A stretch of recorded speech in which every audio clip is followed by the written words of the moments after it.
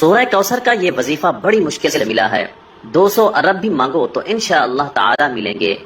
بسم اللہ الرحمن الرحیم، السلام علیکم ورحمۃ اللہ وبرکاتہ۔ محترم ناظرین کرام، آج آپ کو سورہ کوثر کا ایک بہت ہی نایاب اور مجرب وظیفہ بتا رہے ہیں۔ آپ نے یہ وظیفہ صرف اور صرف 3 دن کرنا ہے۔ صرف 3 دنوں کے اندر اندر آپ کی جو بھی بڑی سے بڑی حاجت ہوگی، جس بھی مقصد کے لیے آپ اس وظیفے کو پڑھو گے، آپ کا وہ مقصد انشاءاللہ 3 دنوں کے اندر اندر پورا ہو جائے گا۔ آپ کا مقصد کوئی بھی ہو، آپ کی حاجت جتنی مرضی بڑی ہو، چاہے آپ کی پریشانی کوئی بھی ہو، آپ جس بھی مقصد کے لیے اس وظیفے کو پڑھو گے، آپ کا وہ مقصد انشاءاللہ تعالی 3 دنوں کے اندر ہی اندر پورا ہو جائے گا۔ لیکن واضح کر دیں کہ آپ نے یہ وظیفہ صرف جمعرات، جمعہ اور ہفتے والے دن ہی کرنا ہے، یعنی جمعرات سے شروع کریں اور ہفتہ کو مکمل کر لیں۔ آپ نے 3 دن یہ وظیفہ کرنا ہے۔ انشاءاللہ یہ وظیفہ کرنے سے آپ کی ہر جائز حاجت پوری ہوگی اور آپ کی بڑی سے بڑی پریشانی ختم ہو جائے گی۔ آپ چاہے یہ وظیفہ اپنے خود کی شادی کے لیے کر رہے ہیں یا پھر آپ کی بیٹیوں کی شادی نہیں ہو رہی، اس کے لیے کر رہے ہیں، انشاءاللہ تعالی آپ کو اس میں بھی کامیابی ملے گی۔ اگر آپ بے روزگار ہیں تو آپ اس کے لیے بھی یہ وظیفہ کر سکتے ہیں۔ اگر آپ کے دشمن ہیں اور ان سے چھٹکارا پانے کے لیے بھی آپ یہ وظیفہ کر سکتے ہیں۔ اگر کسی سے محبت کرتے ہیں اور اس سے شادی ہی کرنا چاہتے ہیں اور اس کے دل میں آپ اپنی محبت پیدا کرنا چاہتے ہیں تو اس کے لیے بھی آپ یہ وظیفہ کر سکتے ہیں۔ آپ کی کوئی بھی حاجت ہو، کوئی بھی مقصد ہو، آپ اس وظیفے کے ذریعے اپنا مقصد پورا کر سکتے ہیں۔ آپ نے صرف 3 دن اس وظیفے کو کرنا ہے اور انشاءاللہ 3 دن کے اندر ہی اندر آپ کا ہر جائز مقصد پورا ہو جائے گا۔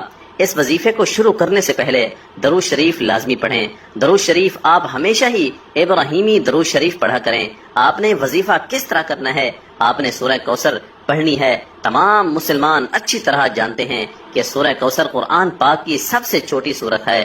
اس کی 3 آیتیں ہیں اور یہ قرآن پاک کے 30ویں پارے میں ہے۔ آپ کی کوئی بھی حاجت ہے، کوئی بھی مقصد ہے، لیکن شرط یہ ہے کہ وہ مقصد صرف جائز ہی ہونا چاہیے۔ اس کو ذہن میں رکھ کر آپ نے یہ وظیفہ کرنا ہے۔ وظیفہ کرتے وقت پورا دھیان آپ کا وظیفے پر ہی ہونا چاہیے، دل میں کوئی بھی وسوسہ نہ آئے۔ انشاءاللہ اس وظیفے کو کرنے کے بعد آپ کی اللہ سے مانگی ہر دعا قبول ہوگی۔ آج کا وظیفہ خاص طور پر ان تمام بہنوں اور بھائیوں کے لیے ہے جو شدید پریشان ہیں، جو اکثر کہتے ہیں کہ ہم مالی طور پر شدید پریشان ہیں، ہمارے رزق میں رکاوٹیں ہیں، ہمارے رزق میں مسئلے مسائل ہیں، اور کہتے ہیں کہ ہم جس کام میں بھی ہاتھ ڈالتے ہیں ہمیں تو صرف نقصان ہی ہوتا ہے، ہمیں تو ایسا لگتا ہے کہ ہمارا رزق بالکل بند ہو چکا ہے، کوئی راستہ ہمیں سمجھ ہی نہیں آتا، اندھیرے میں ہی ٹامک ٹوئیاں مار رہے ہیں۔ آپ ہی ہمیں بتائیں کہ ہم کیا کریں، ہم ایسا کون سا خاص وظیفہ پڑھیں؟ لیکن اگر کوئی وظیفہ کریں بھی تو ہمارا کیا گیا، کوئی بھی وظیفہ اثر ہی نہیں کرتا۔ تو ناظرین کرام، آج ان تمام بہنوں اور بھائیوں کے رزق اور دولت کے جتنے بھی مسئلے مسائل ہیں انشاءاللہ تعالی وہ سارے کے سارے حل ہو جائیں گے، اور انشاءاللہ جو لوگ قرضوں میں ڈوبے ہوئے ہیں، جن لوگوں کا بال بال قرضوں میں جکڑا ہوا ہے، ان کا قرض بھی اتر جائے گا کہ انہیں خبر بھی نہیں ہوگی، اور جو بندہ نوکری کے لیے شدید پریشان ہے، رزق کے جتنے بھی مسائل ہیں، ان سب مسائل کے لیے آپ کو اس مسئلے کو ذہن میں رکھتے ہوئے یہ وظیفہ کرنا ہے۔ یہ وظیفہ آپ کسی بھی وقت اور کسی بھی جگہ پر کر سکتے ہیں۔ بے شک آپ اسے چلتے پھرتے کر لیں یا پھر جہاں بھی آپ موجود ہوں، کچن میں موجود ہوں، چارپائی پر ہوں، سفر میں ہوں، یا گھر میں کوئی کام کر رہے ہوں، باہر کسی پارک میں چہل قدمی کر رہے ہوں، یا پھر کھیتوں میں کام کر رہے ہوں، آپ بآسانی اس وظیفے کو کر سکتے ہیں۔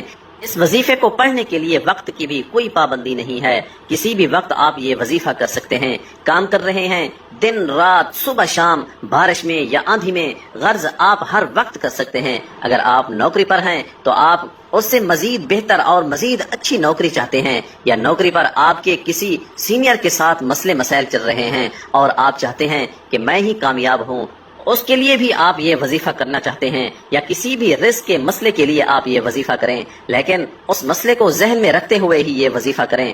آپ کو اس عمل کو کرنے سے پہلے نیت لازمی رکھنی ہے کہ مجھے فلاں قسم کا کام ہے اور مجھے اتنی رقم مل جائے، انشاءاللہ تعالی اللہ پاک آپ کو اس سے کئی درجہ زیادہ عطا کر دیں گے۔ ناظرین کرام، اس وظیفے کے اتنے فائدے ہیں کہ کسی نے جب بھی یہ وظیفہ کیا اس کے فوائد اس کو اتنے ملے کہ اس نے پھر اپنی زندگی میں کبھی یہ وظیفہ چھوڑا ہی نہیں، اور پھر اس نے آنے والی ساری زندگی مستقل یہ وظیفہ کرنے کی عادت بنا لی، اور اب بھی وہ ان 3 دن لازمی یہ عمل کرتے ہیں۔ جب آپ لوگ سب سے پہلے یہ وظیفہ کرنے لگیں تو کوشش کریں کہ اس وقت بھی باوضو ہو جائیں۔ وضو کرنے کے بعد اگر آپ لوگ گھر میں موجود ہیں تو سکون سے ایک جگہ بیٹھ جائیں۔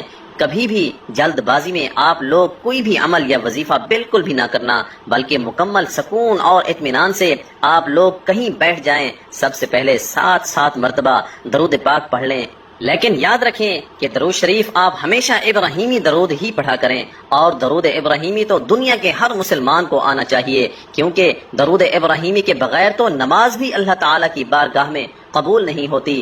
آپ سب 1 مرتبہ میرے ساتھ بھی درود ابراہیمی پڑھ لیں۔